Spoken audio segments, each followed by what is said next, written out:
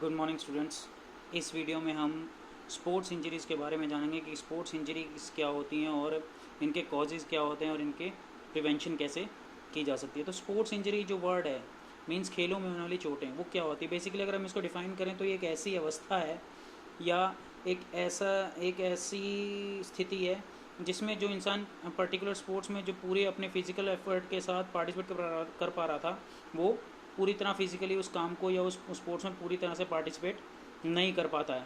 ठीक है, ये उसकी ऐसी अवस्था होती है जिसमें वो किसी भी इवेंट में प्रॉपरली पूरे फिज़िकल एफर्ट के साथ अपनी पूरी 100% फिज़िकल एफर्ट के साथ पार्टिसिपेट नहीं करता। तो ये वो अवस्था होती है हमारी स्पोर्ट्स इंजरी की। ठीक है, तो स्पोर्ट्स इंजरी बहुत से तरीक़ों के कारण हो सकती है, बहुत से इसके कॉजेज़ होते हैं, वही हम कॉजेज़ अब इसमें पढ़ेंगे। देन स्पोर्ट्स इंजरीज़ के जो कॉजेज़ हैं अब हम पढ़ेंगे। सबसे पहला जो स्पोर्ट्स इंजरी का कॉज है वो है कोचिंग। देखिए, जो कॉजेज़ हैं, जो कारण है, अगर हम इन्हीं कारणों को सही कर लें तो ये एक तरह से उनका प्रिवेंशन भी हो सकता है। ठीक है, तो सबसे पहले कॉजेज़ क्या हैं। सबसे पहले कोचिंग। अगर हम प्रॉपर किसी भी स्पोर्ट्स को खेल रहे हैं और उसकी हम प्रॉपर कोचिंग नहीं ले रहे हैं, हमें नहीं पता उसमें कैसे टेक्निक यूज़ करनी है, उसमें क्या चीज़ कैसे यूज़ करनी है, तो कहीं ना कहीं हम चीज़ों को गलत परफॉर्म करेंगे और जितना हम उसको गलत परफॉर्म करेंगे उतना ही ज़्यादा हमारे इंजरीज़ के चांसेस बढ़ जाएंगे।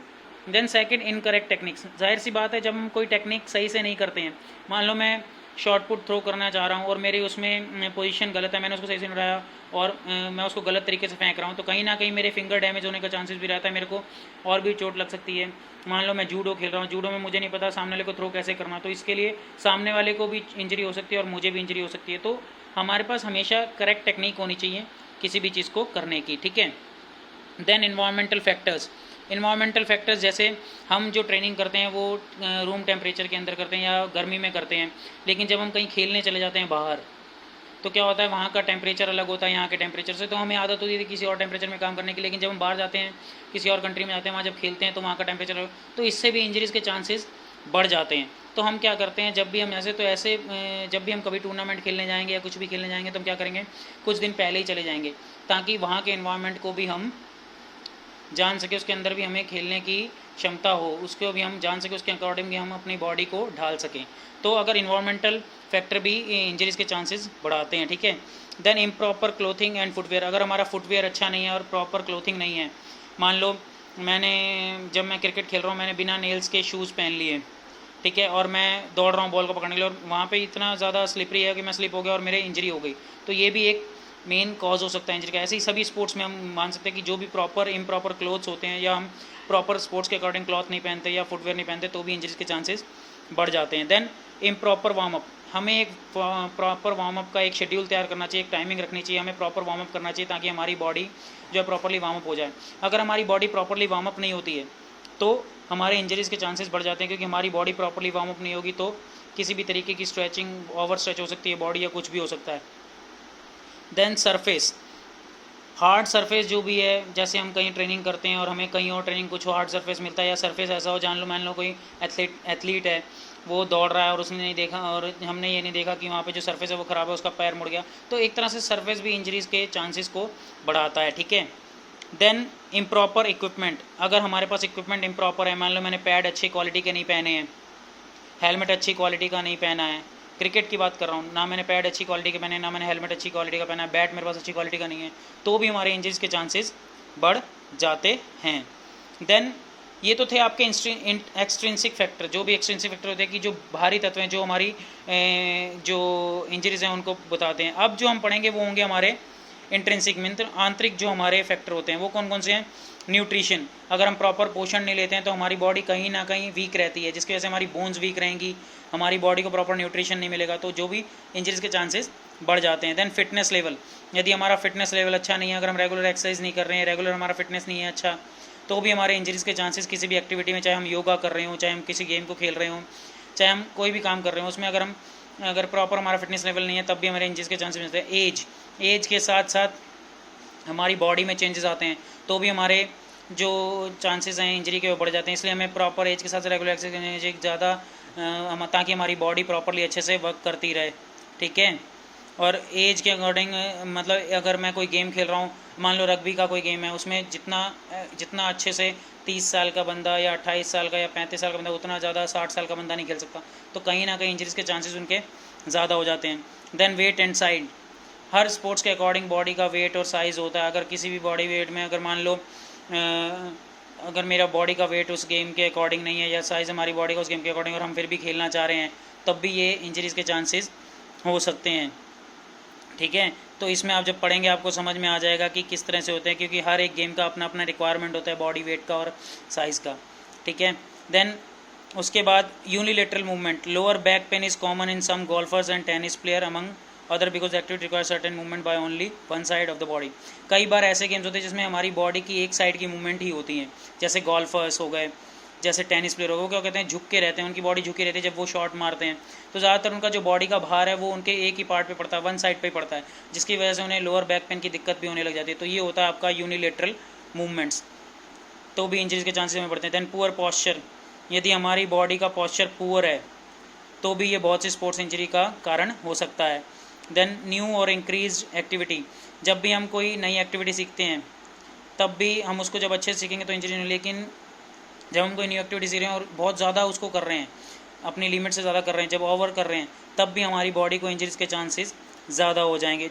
यदि हम किसी नई चीज़ को सीखने में बहुत जल्दी करें, उसको धीरे धीरे ना सीखें, तब भी इंजरीज के चांसेस बढ़ जाते हैं। देन फैटीग, यदि हमें थकावट हो जाती है और थकावट होने के बाद भी हम कोई काम करते रहते हैं, कोई एक्टिविटी या कोई स्पोर्ट्स करते रहते हैं, तब भी हमारी बॉडी में इंजरीज के चांसेस बहुत ज़्यादा हो जाएंगे। ठीक है, देन ओवर यूज़, जब हम किसी भी चीज़ में अपनी बॉडी को ओवर यूज़ करते हैं तो भी ये एक स्पोर्ट्स इंजरी का मेन कारण हो सकता है। ठीक है, जैसे अगर स्विमर है, रनर है, अगर वो बहुत ज़्यादा प्रैक्टिस कर रहा है तो क्या ज़्यादा जल्दी थकेगा, जल्दी से जितना ज़्यादा थकेगा, ओवर यूज़ करेगा अपनी बॉडी को, तो उतनी ज़्यादा उसकी इंजरीज के चांसेस बढ़ जाएंगे। ठीक है, देन स्टॉप एंड ट्विस्ट, बहुत से ऐसे गेम है जैसे बास्केटबॉल है, हम दौड़ते दौड़ते जाते हैं, एकदम से रुकते हैं और ट्विस्ट करते हैं। मान लो अगर मेरा ट्विस्ट एक पैर वहीं रुक गया, अड़ गया, और दूसरा पैर मैंने घुमा दिया, तो मेरा पैर क्या होगा, ट्विस्ट हो जाएगा, जिसकी वजह से एक ही पैर पे जब एक ही जगह नहीं घूम पाएगा, पूरी तरह से ट्विस्ट नहीं होगा, तो कहीं पे हमारी बॉडी ट्विस्ट हो जाएगी, हमारे बोन ट्विस्ट हो सकती है। ठीक है, तो हमें ये बहुत ध्यान देना चाहिए कि किस तरह से हमें रुकना है, किस तरह से ट्विस्ट करना है गेम्स में, कैसे हमें फटाफट मूवमेंट करनी है, इन सब चीज़ों को हमें ध्यान देना चाहिए। ये सब कारण थे हमारे स्पोर्ट्स इंजरीज़ के। ठीक है, देन नेक्स्ट जो टॉपिक आ रहा है, अब किस तरह से हम स्पोर्ट्स इंजरी को प्रिवेंट कर सकते हैं। तो प्रॉपर वार्म अप मीन्स, जब भी हमें अगर हम कोई भी एक्टिविटी करना चाहते हैं तो हमारी बॉडी का प्रॉपर वार्म अप होना बहुत ज़रूरी है। यदि हमारी बॉडी में प्रॉपर वार्म अप किया है तो हमें किसी भी तरह के इंजरी के चांसेस नहीं होते। मैंने आपको बताया जितने भी कॉजेज़ हमने पढ़े हैं, यदि हम इन कॉजेज़ को अगर हम ध्यान से रखें, अगर इनको हम सबको ये सब चीज़ें ध्यान से करें, तो हम इनको स्पोर्ट्स इंजरीज़ को प्रिवेंट कर सकते हैं। देन प्लानिंग ए सेशन, उसके बाद क्या करेंगे, वार्म अप के बाद हम क्या करेंगे, जो भी हमें स्पोर्ट्स करना है उसके लिए हम एक सेशन प्लान करेंगे, ताकि हमारी बॉडी पे रेजिस्टेंस ज़्यादा ना बढ़े, ज़्यादा थकावट ना हो हमारी, और हम एक टाइम के अकॉर्डिंग वर्कआउट कर सकें। देन प्रॉपर प्लेइंग सरफेस, जिस भी सरफेस पे हम खेल रहे हैं या जिस भी सरफेस पे हम प्रैक्टिस कर रहे हैं वो एक प्रॉपर होना चाहिए, किसी भी तरह की कोई उस सरफेस में दिक्कत नहीं होनी चाहिए। जहाँ मान लो एथलीट है, वो रनिंग कर रहा है, तो कोई भी एथलेटिक ट्रैक पे कोई भी किसी भी तरीके का कोई गड्ढा ना हो या कोई भी ऐसी चीज़ ना पड़े जिसके कारण इंजरी होने के चांसेस हों। देन प्रोटेक्टिव इक्विपमेंट, मैंने बताया था अगर प्रोटेक्टिव इक्विपमेंट नहीं है तो इंजरी के चांसेस, तो हमारे पास जितने भी इक्विपमेंट है वो अच्छी क्वालिटी के और प्रोटेक्टिव होने चाहिए। Then adherence to the rules, adherence means जुड़ाव, मीन हमें उनके साथ लग के रहना चाहिए, जो भी हम रूल हैं गेम के उसको फॉलो करना चाहिए, हमें उनके साथ जुड़े रहना चाहिए। यदि हम रूल्स को फॉलो नहीं करेंगे तब भी हमारे को इंजरीज के चांसेस बढ़ सकते हैं। देन रेगुलर फिटनेस टेस्टिंग, और टाइम टू टाइम हमारी फिटनेस की रेगुलर टेस्टिंग होती रहेगी। यदि हमारी regular time to time fitness की टेस्टिंग होती रहेगी तो हमारी बॉडी में जो भी दिक्कत आ रही होगी हमें पता चलती रहेगी, जिससे कि इंजरीज के चांसेस हमारी बॉडी के कम हो जाएंगे। Then psychological training, physiological training के साथ साथ हमें साइकोलॉजिकल ट्रेनिंग भी करना चाहिए, अपने माइंड, अपनी साइकोलॉजी को भी साथ साथ वर्कआउट कराना चाहिए, ताकि इंजरीज से हम बच सकें। जितना ज़्यादा हम टेक्निक को अच्छे से सीखेंगे, साइकोलॉजी सीखेंगे, मेंटली हम जितना ज़्यादा स्ट्रांग होंगे टेक्निक में, उतने ही कम हमारे इंजरीज के चांसेस होंगे। बैलेंस डाइट, हमें प्रॉपर न्यूट्रिशन लेना चाहिए, क्योंकि हमने पढ़ा था कि न्यूट्रिशन भी इसका एक मेन कारण हो सकता है इंजरी का। तो अगर हम बैलेंस डाइट ले रहे हैं, बैलेंस डाइट मैंने बताया था कि a diet which contain appropriate amount of nutrients इन तो मीन्स ऐसी डाइट जिसमें जो पोषक तत्व होते हैं वो उपयुक्त मात्रा में मिलते हैं, तो ऐसी बैलेंस डाइट लेना जिससे कि हमें हमारी बॉडी को प्रॉपर न्यूट्रिशन मिल सके, कार्बोहाइड्रेट हो, फैट हो, प्रोटीन हो, सही मात्रा में हो। Then proper cool down, proper जब हम कोई वार्म अप करते हैं, कोई भी स्पोर्ट्स खेल रहे हैं, एक्सरसाइज कर रहे हैं, उसके बाद हमारी बॉडी को प्रॉपर कूल डाउन होना भी बहुत ज़रूरी है। यदि हमारी बॉडी प्रॉपर कूल डाउन नहीं होती और हम कोई और एक्टिविटी करना शुरू करें, तब भी हमारी बॉडी के इंजरीज़ के चांसेस बढ़ जाते हैं, ठीक है। देन प्रॉपर स्ट्रेच, जब भी हमें कोई एक्टिविटी करनी है उसके लिए हमें सबसे पहले स्ट्रेचिंग करना बहुत ज़रूरी है। तो हमें 15 से 20 मिनट का जो एक मतलब हम ऐसे रखें कि 10 से 15 मिनट का जो एक सेशन है वो स्ट्रेचिंग कर रखें, ताकि हमारी बॉडी के जो भी पार्ट हैं, जो भी ऑर्गन्स हैं, जो भी पार्ट्स हैं, वो पूरे से स्ट्रेच हो सकें, ताकि किसी भी तरह की कोई मांसपेशियों का खिंचाव, जो स्ट्रेन आने की जो चांसेस होते हैं वो ना होएं, ठीक है। देन प्रॉपर रेस्ट, अगर हम प्रॉपर मेहनत कर रहे हैं, प्रॉपर स्पोर्ट्स को खेल रहे हैं दिन भर में, तो हमें प्रॉपर रेस्ट की भी आवश्यकता होती है। इसलिए हमें पूरा एक शेड्यूल बनाना चाहिए कि कितनी देर हमें ट्रेनिंग करनी है और उसके बाद कितनी देर हमें रेस्ट करना है, क्योंकि बॉडी को रेस्ट बहुत ज़्यादा रिक्वायर्ड हो जाएगा। अगर बॉडी प्रॉपर रेस्ट नहीं करेगी तो कहीं ना कहीं हमारी बॉडी में थकावट रहेगी। तो इसलिए हमें इन सब चीज़ों का बहुत ध्यान देना चाहिए। और हम मैनेजमेंट देखते हैं कि हम किस तरह से मैनेज कर सकते हैं। तो लिखा हुआ है कि a qualified person to provide emergency care in injured participant must be present at the near. और जब भी अगर कोई इंजरी होती है उसके बाद जो भी क्वालिफाइड पर्सन है, जिसको भी स्पोर्ट्स इंजरी के बारे में नॉलेज है, उसको सबसे पहले उसको इंजर्ड पार्टिसिपेंट को हेल्प करनी चाहिए, इमरजेंसी केयर देनी चाहिए। देयर शुड बी प्रेजेंस और plan access to doctor for quick medical evolution of the situation. तो एक प्रॉपर प्रेजेंस होनी चाहिए, एक पूरा प्लान होना चाहिए, जिसके कारण डॉक्टर को फटाफट मुहैया कराया जा सके, डॉक्टर तक ले जाया जा सके, भैया डॉक्टर को इंजर्ड पर्सन तक पहुँचाया जा सके।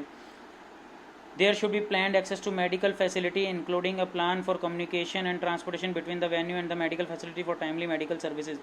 जो भी टूर्नामेंट हो रहा है, एक टूर्नामेंट की जगह से और एक मेडिकल से, जहाँ पे आपको मेडिकल फैसिलिटी जहाँ से हो रहा है, उसके बीच में पूरा ट्रांसपोर्टेशन की व्यवस्था होनी चाहिए, ताकि टाइम पे किसी भी इंजर्ड पर्सन को, ताकि वो जो भी इंजरी है वो वर्स ना हो सके। Then all necessary emergency equipment should be at the site और क्विकली एक्सेसिबल। जो भी इक्विपमेंट है हमारे मेडिकल असिस्टेंट के, वो प्रॉपरली हमें क्विकली मिलने चाहिए, क्विकली हम उसको हमारे पास होने चाहिए, ताकि हम उनको प्रॉपरली यूज़ कर सकें। Equipment should be in good operating condition and personal must be trained in advance to use it properly. जो भी इक्विपमेंट हैं वो हमारे एडवांस होने चाहिए, प्रॉपर ऑपरेटिंग कंडीशन में होने चाहिए, और जो भी उसको यूज़ कर रहा है उसको प्रॉपर नॉलेज होनी चाहिए उन चीज़ों को यूज़ करने की। Then additionally emergency information about the athlete should be available both campus and while travelling for use by medical personal. तो हर तरह की एक इमरजेंसी इन्फॉर्मेशन उसको प्रोवाइड की जानी चाहिए, ठीक है। इमरजेंसी इन्फॉर्मेशन मतलब उस एथलीट की इमरजेंसी इन्फॉर्मेशन हर बार आती रहनी चाहिए कि वो एथलीट कहाँ कैसे पहुँचाया जा रहा है, कैसे पहुँचा, उसकी क्या हालत है, जो भी है सब चीज़ें, ठीक है। A member of the institution sports medicine staff should be empowered to have the unchangeable authority to cancel or modify a workout for health and safety reasons, that is environmental change as he or she considered appropriate, ठीक है। तो जो भी environmental change होता है उसके according भी हमें चीज़ों को ध्यान रखना चाहिए। तो मेडिसिन स्टाफ है वो पूरा एम्पावर्ड होना चाहिए, ताकि जो अनचैलेंज अथॉरिटी है, जो भी दिक्कत आ सकती है उसको पूरी तरह से उस पर वो वर्कआउट कर सके। Then institution should ensure that the emergency action plan incorporates role and responsibility of coaching staff, medical staff, spectator and other during injury. अगर कोई भी इंजरी होती है तो इंस्टीट्यूशन को पूरा इंश्योर करे कि इमरजेंसी फैसिलिटी, उनके पास इमरजेंसी एक्शन प्लान हो किसी भी इंजरी से लड़ने का, चाहे वो कोचिंग स्टाफ के साथ हो, चाहे मेडिकल स्टाफ के साथ हो, चाहे स्पेक्टेटर्स या अदर इंजरी या किसी और इंसान के साथ हो, ठीक है। तो ये थे हमारे स्पोर्ट्स इंजरीज़ के कॉजेज़ और उसके प्रिवेंशन। अब नेक्स्ट वीडियो में हम पढ़ेंगे स्पोर्ट्स इंजरी कितने तरीके की होती हैं।